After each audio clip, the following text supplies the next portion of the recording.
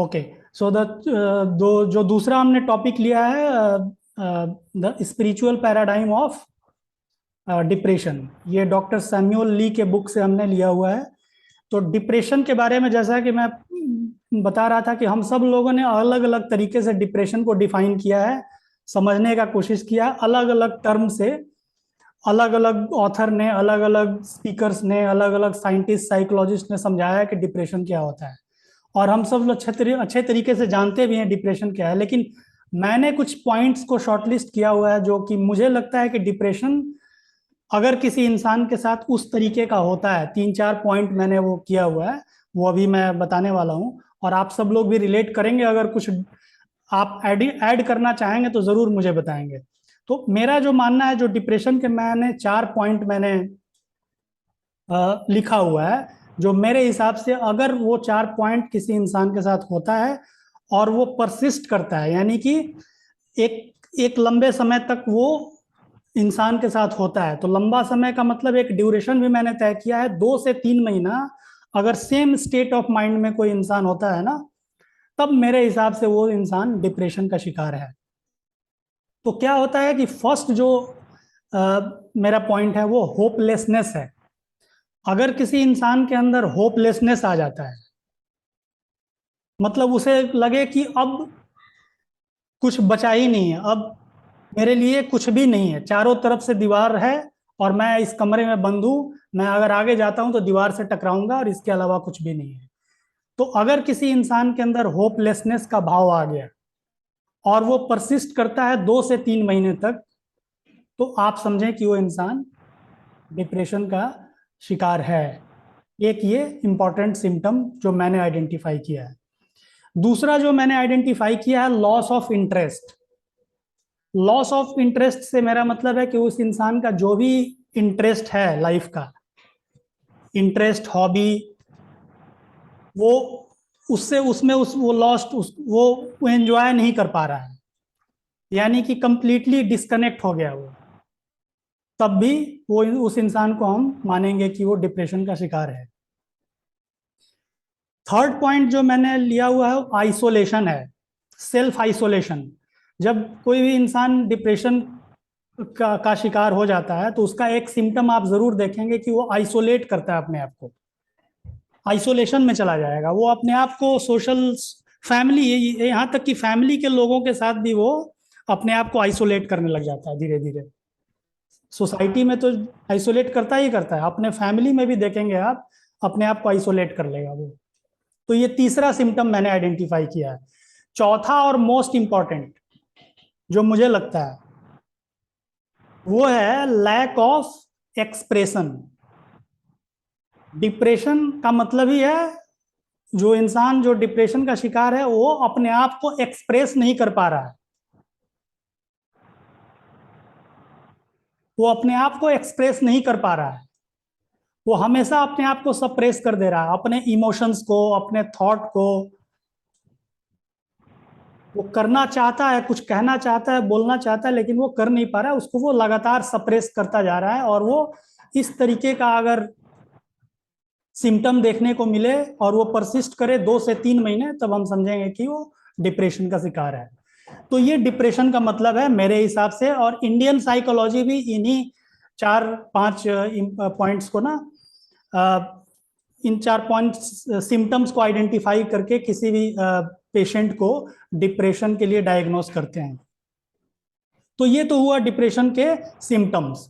बाकी होता है कि डिप्रेशन में होता क्या है, क्या परेशानी होती है। तो डिप्रेशन में कई तरीके का आपको परेशानी देखने को मिलेगा। तो नंबर 1 जो है ना, आप देखेंगे जो इंसान डिप्रेस्ड है उसका डाइजेशन बहुत पुअर है, उसका डाइजेशन बहुत पुअर है, वो कुछ भी खाएगा पचेगा नहीं, हमेशा उसको एसिडिटी टाइप उसके शरीर में रहेगा। तो उसका जो जो सबसे बड़ा डैमेज जो होगा उसके डिप्रेशन, सॉरी, उसके डाइजेशन सिस्टम पे होता है, अगर कोई इंसान डिप्रेशन का शिकार है तो। दूसरा, आप देखेंगे उसको हमेशा हेडेक सा बना रहेगा, सर, सिर में हमेशा हेडेक बना रहेगा। कई लोग माइग्रेशन का शिकार हो जाते हैं। तो अगर किसी इंसान को माइग्रेशन है तो ये संभव है कि वो इंसान डिप्रेशन का शिकार है। तो माइग्रेशन भी एक रीजन होता है डिप्रेशन का। जो लोग डिप्रेशन के शिकार हैं उनको सुसाइडल थॉट बार बार आते हैं, दिन में कम से कम 10 बार आएगा। दिन में कम से कम 10 बार सुसाइडल थॉट आएगा। तो अगर ऐसा थॉट किसी इंसान का आता है तो आप समझें कि वो डिप्रेशन का शिकार हो सकता है। पैनिक अटैक, पैनिक अटैक भी उसको आ सकता है। बैठे बैठे अचानक से उसको लगेगा कि कुछ हो गया, शॉकिंग टाइप हो जाएगा। और उसके जो आप देखेंगे जो बिहेवियर है, उसका एक्शन है सेल्फ के प्रति और सोसाइटी के प्रति, वो हमेशा एंटी सोशल उसका एक्शंस होंगे। तो ये भी एक डिप्रेशन का एक हो सकता है तरीका। और डिप्रेशन को नॉर्मली एक स्टेट ऑफ माइंड बोला गया है। जैसे होता है ना, हर इंसान का एक अलग अलग स्टेट ऑफ माइंड है, कोई बहुत खुश है, कोई सेटिस्फाइड है। तो उसी तरीके का डिप्रेशन भी एक स्टेट ऑफ माइंड है, ये एक डिजीज नहीं है। लेकिन जो वेस्टर्न साइकोलॉजिस्ट हैं, जो अभी डॉक्टर साइमन ली के बुक में मैंने जो पॉइंट इकट्ठा किए हैं, उन्होंने ये बताया है कि जो वेस्टर्न साइकोलॉजिस्ट हैं और जो वेस्टर्न वर्ल्ड है, इसको एक बीमारी कहता है, डिजीज कहते हैं ये। लेकिन हमारे यहाँ इसको डिजीज नहीं बोला गया, ये स्टेट ऑफ माइंड है। और स्टेट ऑफ माइंड को हमेशा चेंज कर सकते हैं आप किसी मोमेंट। अगर आप कॉन्शियसली लाइफ जीते हैं, कॉन्शियस लाइफ लीड करते हैं ना, तो अपने आप स्टेट ऑफ माइंड को आप हमेशा अपने फेवर में कर सकते हैं। तो इसीलिए disease, depression is not a disease, it is a state of mind, यानी आपकी ये मनोदशा है। हिंदी में इसको मनोदशा कहेंगे। तो मैं कुछ पॉइंट मैंने जॉट डाउन किया है, मैंने वहां से उस बुक से लिया है, मैं उसको शेयर करूंगा। ये एक पीपीटी फॉर्म नहीं बोलूंगा, मैंने सिर्फ आप लोगों को दिखाने के लिए मैंने वहां से लिया हुआ है। मैं उसे शेयर करूंगा और आप अगर मेरा स्क्रीन देख पाएंगे तो मुझे कंफर्म करेंगे।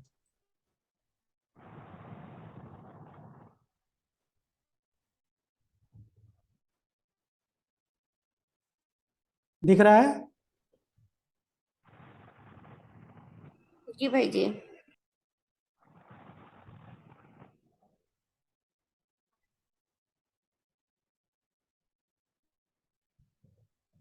हाँ, तो डॉक्टर सैमुअल ली क्या कहते हैं कि depression from western perspective is a disease that is indicated by the presence of 5 out of possible 9 symptoms. अगर हम किसी मेंटल हेल्थ एक्सपर्ट्स के पास जाएं और अपना डिप्रेशन का इन्वेंट्री अगर चेक करें, तो जो 9 सिम्टम्स है उसमें से अगर 5 में हमारा असेसमेंट में अगर टिक हो जाता है तो वो डॉक्टर्स कहते हैं कि आप डिप्रेशन के शिकार हैं। अच्छा, ये डिप्रेशन, एंजाइटी, ये जितने तरीके का जो वर्ड है ना, पता है कहाँ से आया है? ये सारा वेस्टर्न वर्ल्ड से आया है। ये हमारा इंडियन वर्ड्स नहीं है, डिप्रेशन, एंजाइटी। ये सारा बाहर का वर्ड है ये, ठीक है ना? तो वेस्टर्न वर्ल्ड क्या कहता है कि depression is a disease that is indicated by the presence of 5 out of 9 possible symptoms.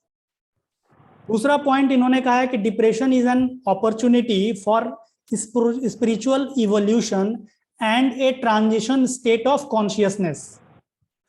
मैं अभी कह रहा था ना कि हम ये स्टेट ऑफ माइंड है, डिप्रेशन को स्टेट ऑफ माइंड बोला जाता है हमारे यहाँ। तो सिमिलरली डॉक्टर सैमुअल ली भी कहते हैं कि it is a state of consciousness. मतलब अभी का आपका जो चेतना का जो भाव है वो डिप्रेस्ड है, वो सप्रेस्ड है, आप एक्सप्रेस नहीं कर पा रहे हैं अपने आप को, and that is why you are labelled, as a depressed person. तो डॉक्टर सैमुअल ली का भी मानना है कि it is a state of consciousness, it is a transition state of consciousness. Transition state of consciousness क्या होगा? इसका simple मतलब ऑथर कहते हैं कि ये होता है कि जो भी आपका अभी तक बिलीफ, थॉट, एक्शन यानी कि आपके जो बिलीफ यानी आपकी जो मान्यताएं हैं, जो आपने अभी तक अपने जीवन में जो जिन जिन चीजों को वैल्यू किया है, वो चीजें अब तक आपने वैल्यू किया है और वो आपके काम का नहीं है, इसीलिए आप डिप्रेशन के शिकार हैं। मतलब जिन जिन मान्यताओं को आपने धारण किया हुआ है अपने लाइफ में, और वो आपके लिए अगर काम नहीं कर रहा है और उस वजह से आपको ये सब परेशानी हो रही है, तो इसका मतलब वो मान्यता आपके लिए नहीं है। आपको अपने स्टेट ऑफ कॉन्शियसनेस में बदलाव लाना पड़ेगा।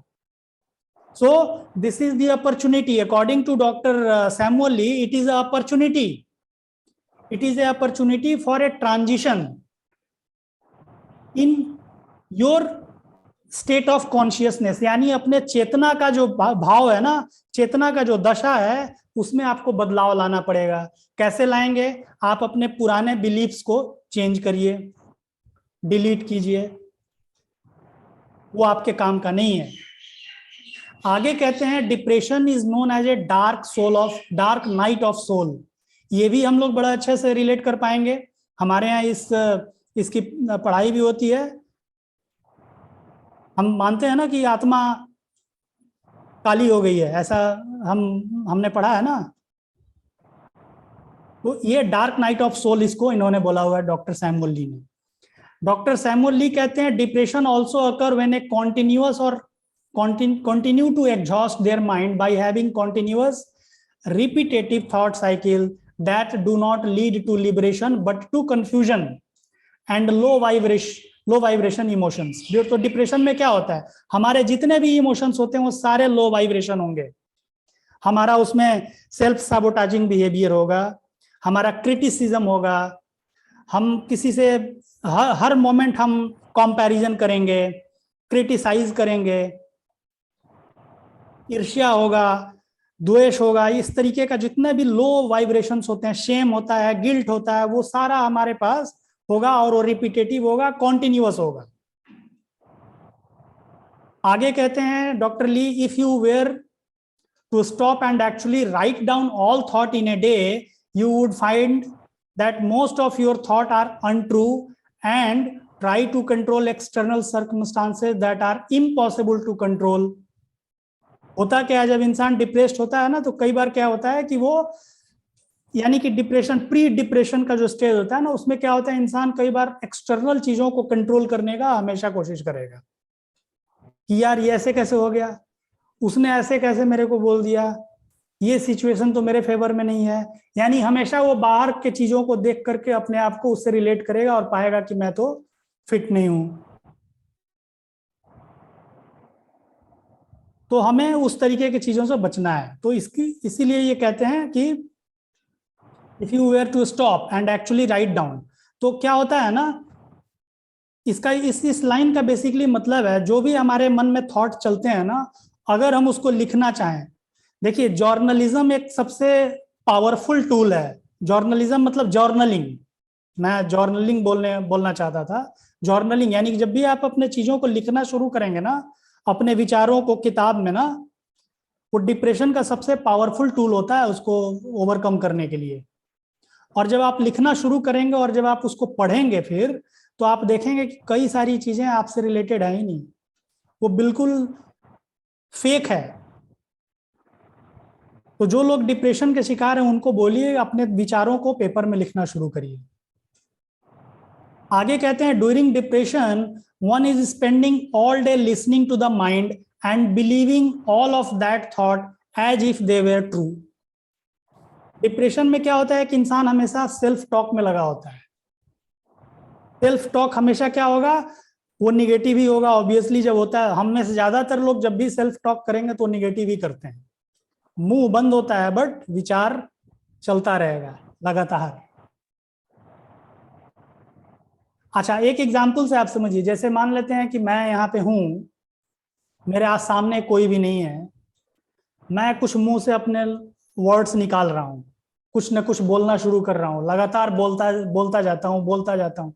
अचानक से कोई आया, मेरे को ऑब्जर्व किया कि ये इंसान लगातार बोल रहा है, काफी देर से बोल रहा है। दूसरा आया, तीसरा आया, मेरे इस बिहेवियर को देख करके वो क्या कहेगा, वो क्या बोलेगा, पागल है, बोलेगा कि नहीं बोलेगा? फर्स्ट इंप्रेशन क्या होगा उसका, वो मेरे को लेबल कर देगा वो पागल है। सिमिलरली अब आप मुझे बताइए, जो हम सेल्फ टॉक करते हैं, हर मोमेंट सेल्फ टॉक करते हैं, मुंह बंद है लेकिन हमारे विचार चलते हैं, वो भी तो एक काइंड ऑफ सेल्फ टॉक ही है ना। हमारे विचार हमारे से चल रहे हैं, मैं खुद से बात कर रहा हूँ, सेल्फ टॉक जिसको मैं कह रहा हूँ, हमारी बातचीत हो रही है। तो मेरी बातचीत हो रही है और उसको कौन ऑब्जर्व कर रहा है? मैं ऑब्जर्व कर रहा हूं ना। तो मैं लगातार कुछ न कुछ अगर बात कर रहा हूं तो मेरे को क्या बोलना चाहिए अपने आप को? पागल बोलना चाहिए ना, क्योंकि बाहर के लोग मुझे पागल बोलेंगे ना इस बिहेवियर को देख के। सिमिलरली अगर मैं खुद से सेल्फ टॉक कर रहा हूं, कुछ ना कुछ लगातार बोले जा रहा हूं, क्रिटिसाइज कर रहा हूं, कंपेयर कर रहा हूं, तो मैं भी अपने आप को पागल कह सकता हूं ना। तो इसीलिए सेल्फ टॉक अगर आप करते हैं तो हमेशा पावरफुल टॉक करें, अपना कल्याण करने के लिए टॉक करें, हाई वाइब्रेशन टॉक करें। तो आगे कहते हैं this leads to low vibration emotion which permeate into the body, mind, and spirit, therefore causing insomnia, variable appetite, isolation, anhedonia, guilt, difficulty, concentrating, agitation, hopelessness, and eventually suicidal thoughts, जो कि मैंने अभी पिछले सेशन में बताया, अभी just मैंने इसके बारे में बात किया। तो डिप्रेशन के बारे में डॉक्टर सैमुअल ली का ये इंपॉर्टेंट पॉइंट्स हैं। आगे क्या कहते हैं कि depressive symptom occurs when one continuously experiences low frequency emotion such as guilt, shame, ये अभी हमने बात किया। और इसमें क्या होता है, क्या क्या थॉट चलेगा? What's wrong with me, I am not good enough, I should not have, etcetera etcetera and what not. तमाम तरीके का चीजें हम अपने लिए बोल जाते हैं। These thoughts can be traced back to conditioned belief pattern। अच्छा, ये कहते हैं ये कहां से आते हैं ये इस तरीके के थॉट्स? ये डॉक्टर ली कहते हैं ये हमारे कंडीशन बिलीफ्स हैं। जैसा मैंने बताया ना, बिलीफ के बारे में मैं शुरू में बात कर रहा था सेशन के शुरू में, जो बिलीफ्स हैं जो हमारे काम के नहीं, उसको हमें डिलीट करना है, क्योंकि वो एक कंडीशन बिलीफ्स पैटर्न है हमारे माइंड के अंदर, इसीलिए ये सारे थॉट वहां से आते हैं। So these beliefs can be traced back to how one received love as child. Okay, so आगे फिर ये कहते हैं all Western antidepressant medication will typically shut down and numb energy center in the body, making them ineffective। इसके बारे में doctor Li कहते हैं जितने भी जो वेस्टर्न मेंटल हेल्थ डॉक्टर्स हैं, साइकियाट्रिस्ट हैं ना, वो सारे जब भी डिप्रेशन का वो प्रॉब्लम होगा, कोई पेशेंट होगा, तो उनको वो लोग एंटी डिप्रेसेंट दवाइयां देते हैं। और ये दवाइयां जो है ना, ये थोड़े देर के लिए आपको पैसिफाई करता है, बट ये परमानेंट इलाज नहीं कर पाता। इसकी गारंटी तो आज के डेट में अब हर कोई देने लगा है। Even Indian doctors, Indian psychiatrist भी कहने लगे हैं कि जो भी डिप्रेशन और एंजाइटी रिलेटेड जो मेडिकेशंस होते हैं ना, वो थोड़े दिन के लिए होते हैं, थोड़े देर के लिए होते हैं, उसका इफेक्टिवनेस बहुत कम समय के लिए होता है, और उसके बाद से वो फिर से रिलैप्स हो जाता है।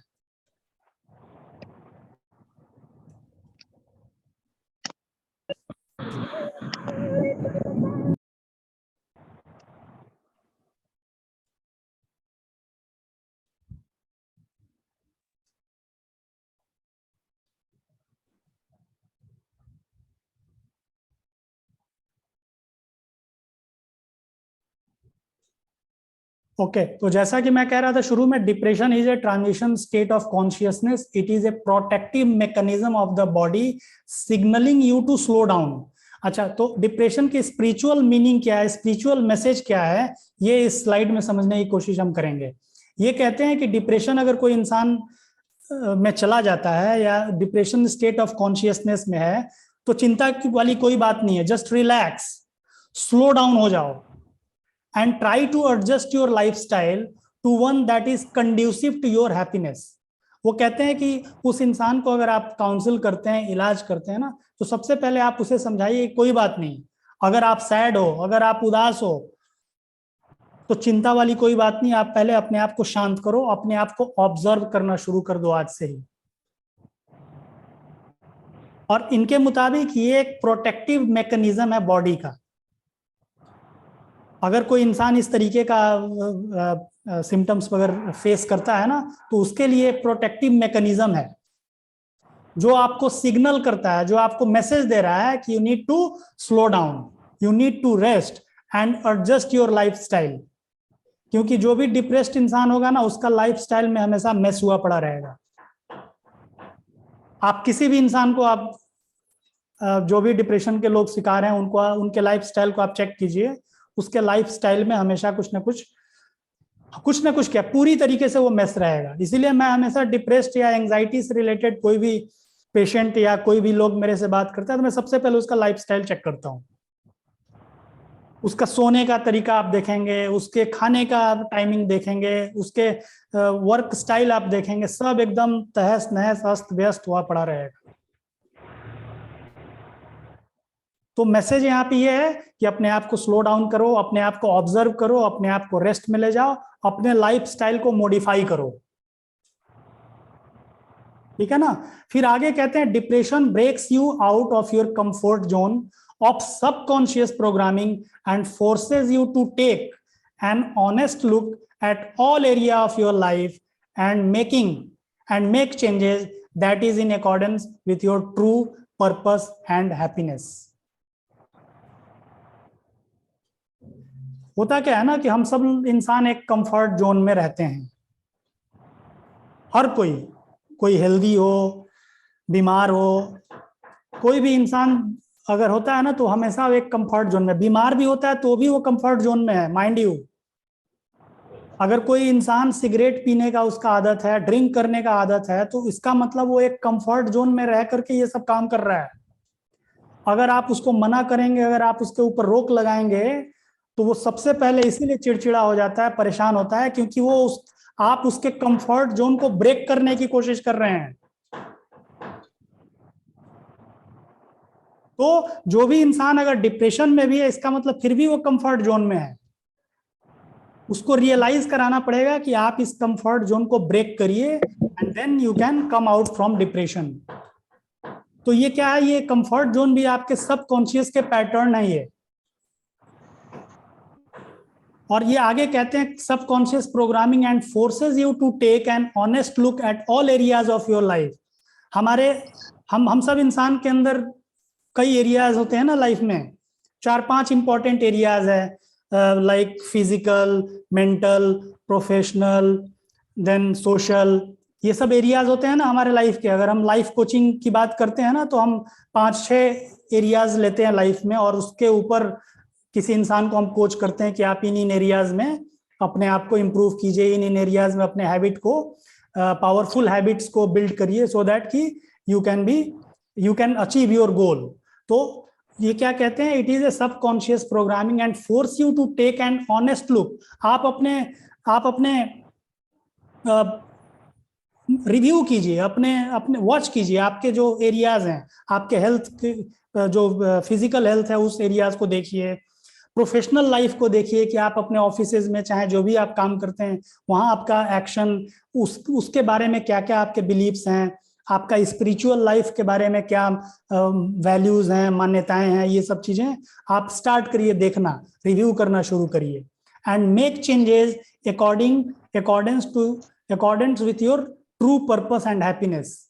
हम पीछे लाइफ पर्पस के बारे में बात कर रहे थे, तो पर्पस के बारे में भी हमें यहाँ पे थोड़ा रिव्यू करना पड़ेगा। आगे कहते हैं कि depression is not a disease you should not feel bad about, it is not a chemical imbalance in your brain. अच्छा, जो साइकियाट्री वेस्टर्न साइकोलॉजिस्ट होते हैं, वेस्टर्न साइकियाट्री होते हैं ना, वो कहते हैं कि आपके ब्रेन में ना केमिकल इम्बैलेंस हो गया है, and that is why you are आप मतलब डिप्रेशन और एंजाइटी के शिकार हो गए हैं। लेकिन केमिकल बैलेंस इनफैक्ट होता नहीं है। ये सारे, जैसा मैं बताया ना, ये सारे वेस्टर्न टर्म्स हैं।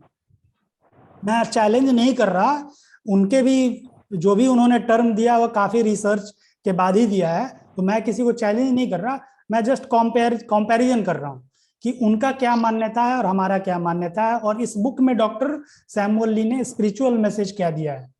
वो कहते हैं कोई ऐसा केमिकल इम्बैलेंस नहीं होता। there is nothing fundamentally wrong with you for experiencing depressive systems. इनके मुताबिक, और मेरा भी मानना है कि अगर कोई इंसान डिप्रेसिव सिम्टम्स को एक्सपीरियंस करता है अपने लाइफ में, तो there is nothing wrong, there is nothing fundamentally wrong, mind you. आपको एक मैं और जानकारी दे दूं कि हम सब इंसान ना दिन भर में 24 घंटे में 1 से 2 बार डिप्रेसिव थॉट होते हैं और डिप्रेशन के कोने में चले जाते हैं. हम सब लोग 24 घंटे में कम से कम 2 से 3 बार डिप्रेशन वाले स्टेट में चले जाते हैं, डिप्रेशन वाले स्टेट ऑफ कॉन्शियसनेस में जाते हैं. So according to doctor Lee there is nothing fundamentally wrong. आगे कहते हैं depression is a transition state, जैसा कि पहले भी इन्होंने बोला है, इस वर्ड को बार बार उन्होंने वो बताया है. फिर आगे ये कहते हैं depression is a blessing in disguise. इसको भी हम नोट कर सकते हैं. It is an opportunity to take a look at your belief systems and reframe them. होता है ना, हम रीफ्रेम करते हैं चीजों को. हम काउंसल जब करते हैं तो अपने क्लाइंट को जो वो बात बोलता है हम उसको रीफ्रेम करके उसके सामने फिर वही बात को रखते हैं. तो we need to look at our belief system कि हम क्या, हमारी क्या मान्यताएं हैं. हमारी अगर मान्यता है कि मैं किसी काम का नहीं हूं, मेरे साथ हमेशा बुरा हो रहा है, ये सब गलत मान्यताएं हैं, तो हमें इन सब चीजों के ऊपर ध्यान देना पड़ेगा और उसको रीफ्रेम करना है. और हमेशा हमें अपने पर्पस और पाथ को ध्यान में रखना है. अच्छा, डॉक्टर सैमुअल ली ने आगे ये भी कहा है, the greatest soul in the planet have experienced depression and used it as a stepping stone of a higher level of consciousness. तो इस प्लैनेट पे जितने भी महान आत्माएं हुई हैं ना, उन सब ने डिप्रेशन को एक्सपीरियंस किया हुआ है और उस डिप्रेशन को उन्होंने एक स्टेपिंग स्टोन, एक लाइफ चेंजिंग इवेंट के रूप में उसको कंसीडर करके अपने हायर कॉन्शियसनेस को अचीव किया हुआ है. ऐसे कई लोग हैं जिनको कि मैं बाय नेम तो नहीं जानता, बट स्पोर्ट्स में मैं ऐसे लॉन टेनिस खेलने वाले कई ऐसे वेस्टर्न, पीट सैम्प्रास हुए, रॉजर फेडरर हुए, सॉरी, इन सब लोगों को मैं जानता हूं कि इन लोगों ने लाइफ में कई बार डिप्रेशन को झेला है, एक्सपीरियंस किया है, और उसको ना उन्होंने अपॉर्चुनिटी के रूप में उसको एक्सेप्ट करके फिर लाइफ में उन्होंने नया नया गोल को अचीव किया है. जितने भी महान आत्माएं हैं इस प्लेनेट के ऊपर ना, they all have experience depressive things. अच्छा, इन्होंने आगे फिर बताया है कि हीलिंग कैसे करेंगे. तो इन्होंने हीलिंग के कई तरीके बताए हैं और इन्होंने जो जोर दिया है, उन्होंने बोला है कि अपने लाइफस्टाइल के ऊपर ध्यान देना है आपने. और इसीलिए वो कहते हैं जोर देके कि जो न्यू स्टार्ट कॉन्सेप्ट इन्होंने अपने बुक में जो लिखा है ना, न्यू स्टार्ट, इसके ऊपर आप ध्यान दीजिए.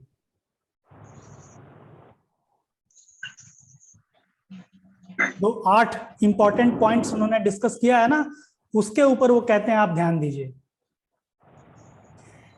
और ये अगर आप करने लग जाते हैं तो आप डिप्रेशन को हील कर पाएंगे.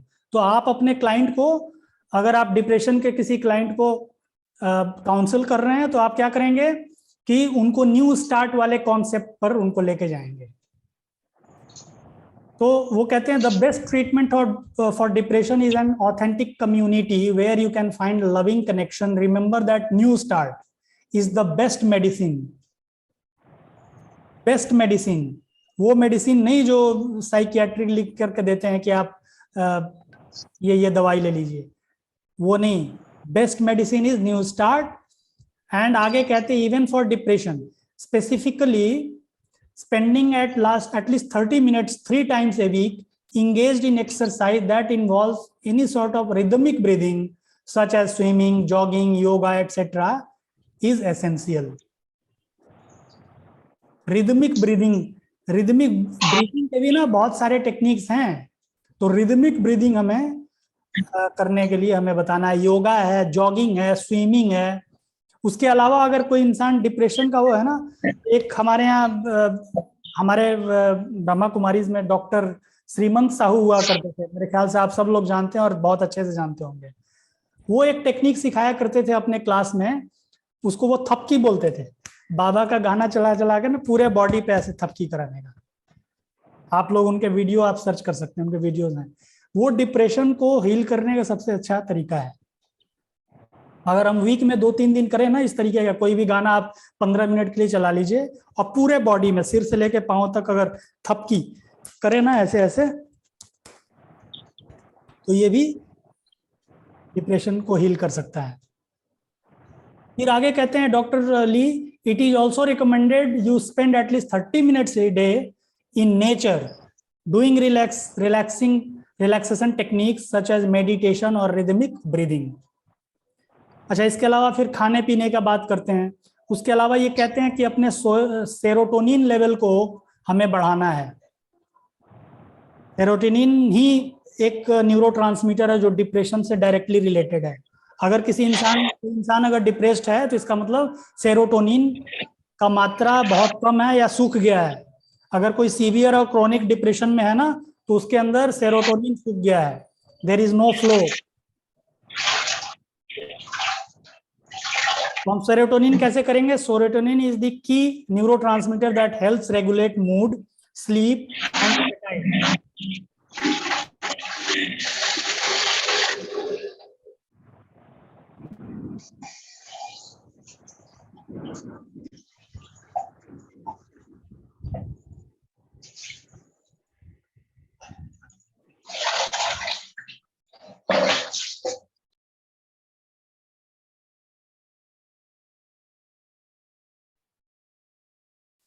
Okay, serotonin. अच्छा, सेरोटोनिन इसलिए बहुत जरूरी है ना क्योंकि सेरोटोनिन, अच्छा हाँ, ये खाने के लिए भी बहुत जोर दिया हुआ है इन्होंने अपने बुक में। क्या क्या खाना है इसके बारे में उन्होंने लिखा है।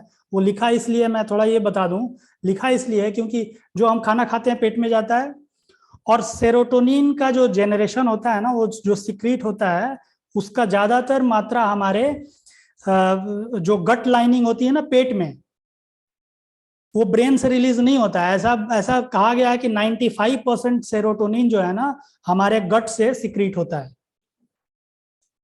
तो इसीलिए खाना बहुत, जो जो खाने का जो जो डाइट का जो चीजें समझाई गई हैं, बताई गई हैं ना, वो बहुत इंपॉर्टेंट है।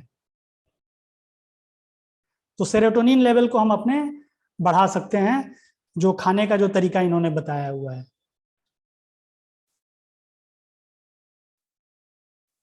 कुछ चीजें इन्होंने बताई हुई है, जैसे अल्कोहल वगैरह को हमें